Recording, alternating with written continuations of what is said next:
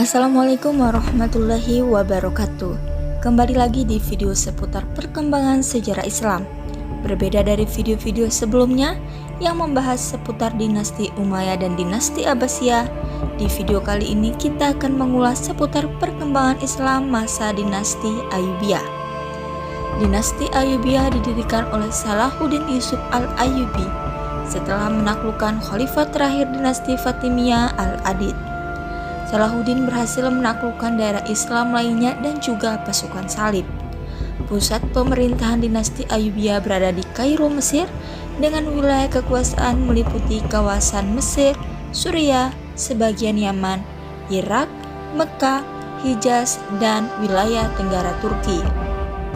Berakhirnya masa pemerintahan Ayyubiyah ditandai dengan meninggalnya Malik al-Ashraf Muzaffaruddin yang merupakan sultan terakhir dinasti Ayyubiyah. Selama 10 tahun kepemimpinan Salahuddin, ia telah berhasil menaklukkan Mesopotamia atau wilayah di sekitar Irak dan Iran sekarang. Ia juga mendapat pengakuan dari Khalifah Abbasiyah sebagai penguasa Mesir, Afrika Utara, Nubia, Hijaz, dan Suriah Tengah. Dinasti Ayyubiyah berkuasa sekitar 75 tahun dan telah mengalami 9 kali pergantian khalifah, mulai dari Salahuddin Yusuf al-Ayyubi, Malik al-Aziz Imanuddin, Malik al-Mansur Nasiruddin, hingga Malik al-Ashraf Muzaffaruddin. Di antara ke-9 khalifah tersebut, terdapat beberapa penguasa yang menonjol, mulai dari Salahuddin Yusuf al-Ayyubi, Malik al-Adil Saifuddin, dan Malik al-Kamil Muhammad. Kebudayaan Islam pada masa dinasti Ayyubiyah tak luput dari pendiri dinasti tersebut, yaitu Salahuddin al-Ayyubi. Situasi politik dinasti Ayyubiyah berawal dari keberhasilan Salahuddin al-Ayyubi dalam perang salib dan juga penaklukan Mesir pada tahun 565 Hijriah. Hal ini membuka jalan politik bagi pembentukan mazhab-mazhab hukum Sunni di Mesir. Salahuddin mengubah Masjid Al-Azhar menjadi madrasah agama yang mengajarkan mazhab Sunni. Salahuddin juga mendirikan sekolah-sekolah dan zawiyah-zawiyah selama masa pemerintahannya. Pada masa pemerintahan Salahuddin, dinasti Ayyubiyah menikmati kelapangan ekonomi dan juga kehidupan yang sejahtera.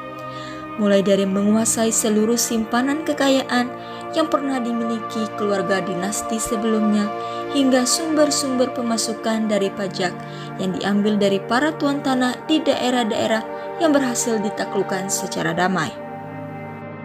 Dalam bidang pertanian, salah satu bentuk perhatian Sultan Salahuddin adalah membangun irigasi, membuat kanal, dan meratakan jalan. Namun pemerintahan Salahuddin yang terlalu mengandalkan pertanian dengan air menyebabkan mata-mata air yang ada tidak cukup untuk mengairi ladang-ladang pertanian, sehingga terjadi kelaparan pada masa pemerintahannya karena kekurangan air. Dalam perdagangan, dinasti Ayyubiyah yang dipimpin oleh Salahuddin membangun kerjasama antara Syam dan Mesir. Mesir mengekspor barang-barang tenunan, karpet, kulit, dan kayu ke Syam, sedangkan Syam mengimpor kurma, buah-buahan, sutra, dan beberapa macam bejana keramik serta tembaga. Perdagangan antara kedua negara semakin membaik dan semakin berkembang. Hal ini mampu meningkatkan pertumbuhan ekonomi dan meningkatkan taraf hidup masyarakat yang lebih baik. Pada masa Daulah Ayyubiyah, kondisi sosial masyarakat dalam keadaan sederhana, tidak boros dan tidak kekurangan. Walaupun Salahuddin tetap memenuhi keinginan masyarakat untuk mengadakan acara-acara sosial ataupun peringatan keagamaan, namun biaya yang dikeluarkan untuk acara tersebut sangat terbatas karena Sultan Salahuddin mencurahkan seluruh perhatiannya untuk berjihad, sehingga sebagian besar kekayaan negara dipergunakan untuk membeli dan memproduksi alat perang dan juga perbekalan tentara. Situasi peradaban Islam pada masa dinasti Ayyubiyah dimulai dari bidang pendidikan yang sangat berkembang.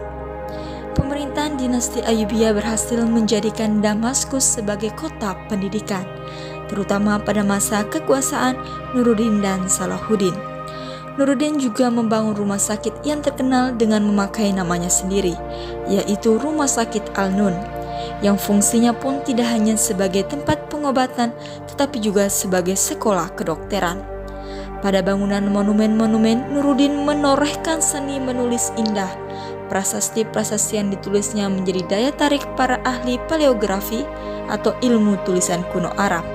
Salahuddin Yusuf Al-Ayyubi juga membangun 2 rumah sakit di Kairo dan juga membangun madrasah di hampir setiap 17 wilayah kekuasaan dan mendirikan pendidikan tinggi dan universitas. Dalam sejarah panjangnya, Masjid Al-Azhar yang didirikan oleh Jauhar Al-Khatib Al-Sikli yang juga seorang panglima dinasti Fatimiyah pada tahun 970 Masehi hingga berlanjut ke dinasti Ayyubiyah telah mengalami perkembangan, terutama pada bagian fungsi bangunan. Masjid Al-Azhar awalnya hanya sebagai tempat ibadah dan propaganda ajaran Syiah, tetapi belakangan berfungsi juga sebagai perguruan tinggi Islam di Kairo, Mesir.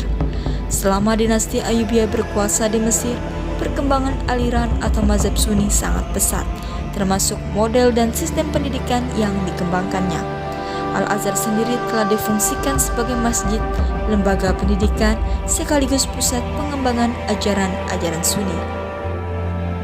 Dalam hal perekonomian, dinasti Ayyubiyah bekerja sama dengan penguasa Muslim di wilayah lain, membangun perdagangan dengan kota-kota di Laut Tengah dan juga Laut Hindia, dan juga menyempurnakan sistem perpajakan. Selain itu, dunia perdagangan sudah menggunakan mata uang yang terbuat dari emas dan perak, atau disebut dengan dinar dan dirham, termasuk pengenalan mata uang dan tembaga yang disebut fulus. Percetakan fulus dimulai pada masa pemerintahan Sultan Muhammad Al-Kamil bin Al-Adil Al-Ayyubi. Pada masa pemerintahan Salahuddin, kekuatan militernya terkenal sangat tangguh. Pasukannya bahkan diperkuat oleh pasukan Turki dan Afrika. Mereka sudah menciptakan alat-alat perang, pasukan berkuda, pedang, dan panah. Dinasti ini juga memiliki burung elang sebagai mata-mata dalam peperangan. Salahuddin telah membangun monumen berupa tembok kota di Kairo dan Muqattam, yaitu Benteng Kol Al-Jabal atau lebih dikenal dengan Benteng Salahuddin Al-Ayyubi. Benteng Kol Al-Jabal memiliki beberapa pintu utama, diantaranya pintu Fat, pintu Nas, pintu Khalq, dan pintu Luk. Di benteng ini terdapat pula saluran air yang berasal dari Sungai Nil. Di bagian utara benteng terdapat Masjid Muhammad Ali Pasha yang terbuat dari marmer dan granit. Terdapat beberapa tokoh yang terlibat dalam perkembangan pemikiran Islam pada masa dinasti Ayyubiyah, mulai dari As-Suhrawardi Al-Maktub dengan hasil pemikirannya makrifah, tawakal, mahabbah, fana, dan baqah. Selanjutnya ada Ibnu Al-Aim. Ia pernah menjabat sebagai duta besar di Baghdad dan Kairo. Selanjutnya ialah Al-Bushiri dengan nama lengkapnya Syafaruddin Abu Abdillah Muhammad bin Abdullah As-Sonhaji Al-Bushiri. Ia adalah seorang sufi besar, pengikut tarikat Saziliyah, ahli fikih, kalam, tasawuf, dan berkecimpung di bidang sastra. Abdul Latif Al-Baghdadi, seorang ulama berpengaruh dan teladan bagi ulama Al-Azhar lainnya. Abdul Latif Al-Baghdadi dikenal sebagai ahli ilmu mantik, bayan, hadis, fikih, kedokteran, dan juga seorang tokoh yang berpengaruh dalam pengembangan dan penyebaran mazhab Sunni di Mesir. Yang terakhir ada Abu Abdullah Al-Khudai, seorang ahli fikih, hadis, dan sejarawan. Beberapa karya yang menonjol antara lain Asy-Syihab hingga buku sejarah Mesir. Demikianlah seputar dinasti Ayyubiyah, mulai dari sejarah terbentuknya hingga tokoh-tokoh yang berada di balik pemikiran Islam masa dinasti Ayyubiyah. Sampai jumpa di video selanjutnya. Wassalamualaikum warahmatullahi wabarakatuh.